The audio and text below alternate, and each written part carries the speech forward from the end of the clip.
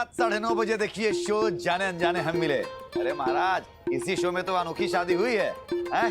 तो आइए आपको दिखाते हैं कि रीत और राघव के बीच में क्या चल रहा है। मुझे पूरा विश्वास है राघव मेरे हाथ की पहली रसोई जरूर खाएंगे। इस घर के किसी भी इंसान को तुम्हारी पहली रसोई की कोई परवाह नहीं है। मैं नहीं चाहती कि राघव ये मोतीचूर के लड्डू खाए, तो इन लड्डू को कहीं जाके छुपा दे। माता रानी प्लीज मेरी मदद करना। रात 10 बजे देखिए हमारी प्यारी वसु को शो वसुधा में। भाई आपको दिखाते हैं वसुधा की कुछ खूबसूरत झलकियां। आचार्य जी, हमारा अनुष्ठान संपन्न हुआ। व्रत का बायना स्वीकारे, तुम्हारा प्रसाद। वसु, काकू गाड़ी की स्पीड बढ़ाइए प्लीज। वसु, अभी काकू अगर वसु की आंखें बंद हुई ना तो कोमा में भी जा सकती है। वसु, वसु आंखें खोलो। वसु देखो डॉक्टर आ गए। डॉक्टर, वसु के शरीर में जहर फैल रहा है। आपको उनको पहले लाना चाहिए था, उनकी कंडीशन बहुत खराब है। रात 10:30 बजे देखिए जी टीवी का कमाल धमाल और बेमिसाल शो जमाई नंबर 1।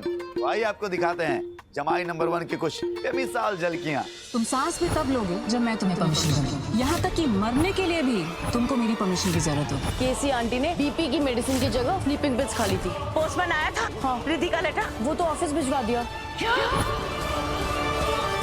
सिद्धि बेटू, वो लेटर रिद्धि के हाथ नहीं लगना चाहिए। ये लेटर जाके चोटवानी को दे देते। अरे बेस हो जाएगी, खुश हो जाएगी। अरे जॉब परमानेंट कर देगी। हमारे प्यारे जी टीवी के दर्शकों, कैसी लगी सारे शोज की झलकियां? एंजॉय किए ना?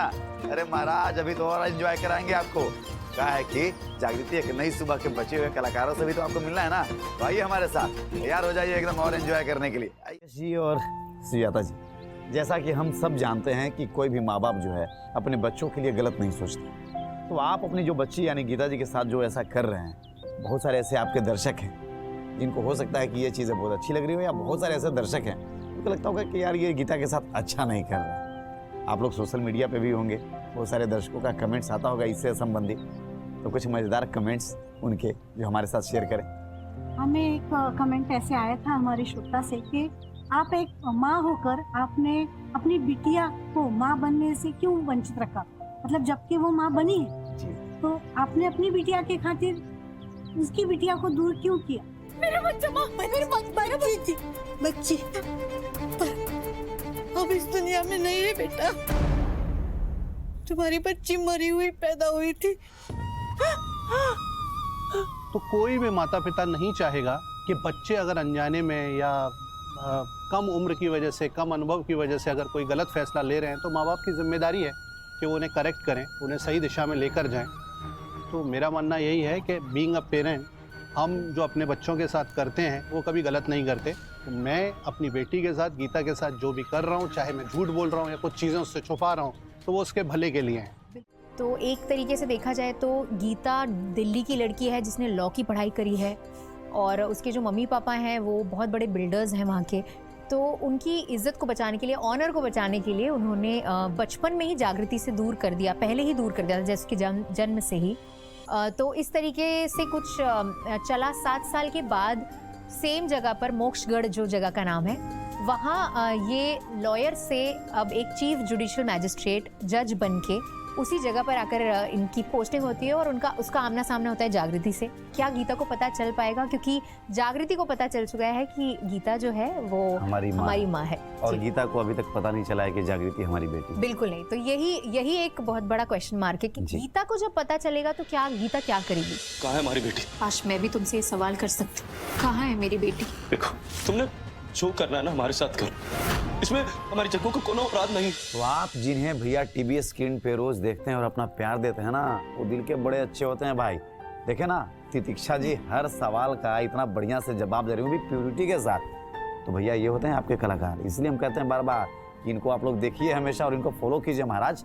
आप में से बहुत सारे लोग जो हैं टीवी पे। वेदी, अरे कैसा लग रहा है साइकिल पे बैठ के? हमें तो बहुत मजा आ रहा है पापा। मजा आ रहा है ना बेटा? हमारे प्यारे जी टीवी के दर्शक, अरे भैया गांव आए और साइकिल का एकदम सवारी नहीं किए तो गांव आने का मतलब ही क्या रह जाता है भैया? हैं? हम और बेटी जो ना, हम दोनों बाप बेटी खूब एकदम साइकिल का एकदम मजा लिए, खूब घूमे, इसको घुमाया, मजा आया ना बेटा? बहुत आया। तो हमारे प्यारे जीवी के दर्शकों, जैसा कि आपने देखा कि आपके चहेते शो जागृति एक नई सुबह के कई सारे कलाकारों से हमने आपको मिलवाया, और कुछ कलाकार जो रह गए, तो क्या होता है ना कि किसी भी शो में बहुत सारे कलाकार होते हैं, इनका शेड्यूलिंग जो होता है अलग अलग होता है। कुछ कलाकार जिनका आज शूट था आज मिले, और कुछ कलाकार के बारे में पता चला कि भैया उनका कल शूट है। आगे भी जब मौका मिलेगा हमको आने का, ये तो जी टीवी के विश्वास का वादा है ना, है कि हम आपके सारे कलाकारों से मिलवाएंगे।